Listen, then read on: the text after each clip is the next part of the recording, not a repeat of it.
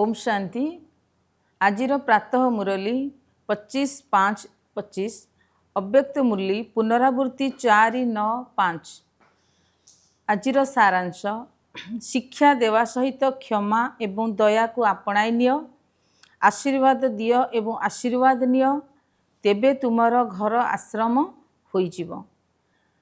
आज बाप दादा सबू पिलांकर मस्तकरे पवित्रतार रेखा को देखुछंदी।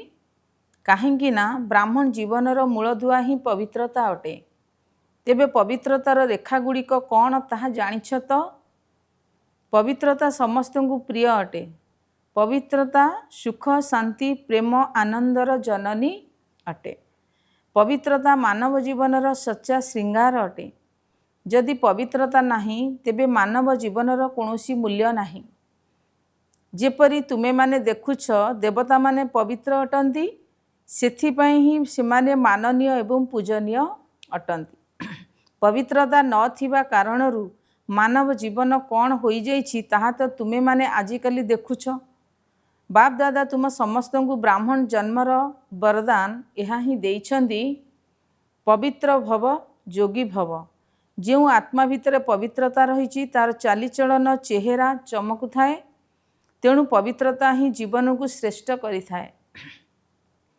आजिर वरदान भटकु थिबा आत्मा मानकु यथार्थ लक्ष्यस्थल देखाउथिबा चैतन्य लाइट माइट हाउस हुआ, अर्थात आलोक एवं शक्तिर केन्द्र हुआ।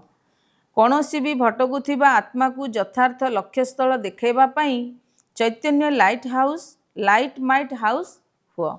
एथिपाई दुईटी कथा सर्वदा ध्यान रे रहू। एक रे प्रत्येक आत्मार इच्छा को परखिबा। जेपरी योग्य डाक्तर तांकु कहा जाए जी नाड़ी देखी जानी थाए, सेपरी निजर परखिबार शक्ति को सर्वदा व्यवहार कर।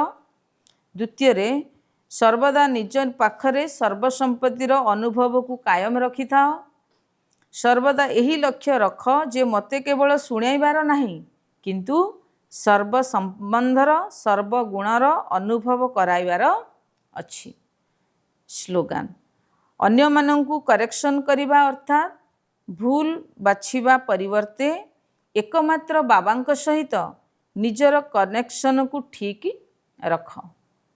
अव्यक्त इशारा आत्मिक राजज्ञता सहित पवित्रतार व्यक्तित्व को धारण कर।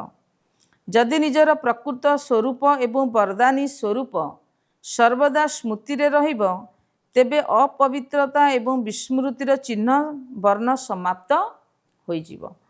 विस्मृति एवं अपवित्रता कौन अटे एबे एहार अविद्या होइजिबा दरकार। काहेकि ना एही संस्कार एवं स्वरूप तुम मानकर नुहे, बरं तुमर पूर्व जन्मर थिला। एबे तुमे माने ब्राह्मण अट, यह तो शूद्र मानकर संस्कार एवं स्वरूप अटे। एही भली निज ठारू भिन्न एवं अन्यर संस्कार अनुभव हेबा, एहाकु कुहा जाए न्यारा एवं प्यारा, अर्थात दुनिया ठारू न्यारा एवं बाबांकर प्रिय होइजिबा। ओम शांति।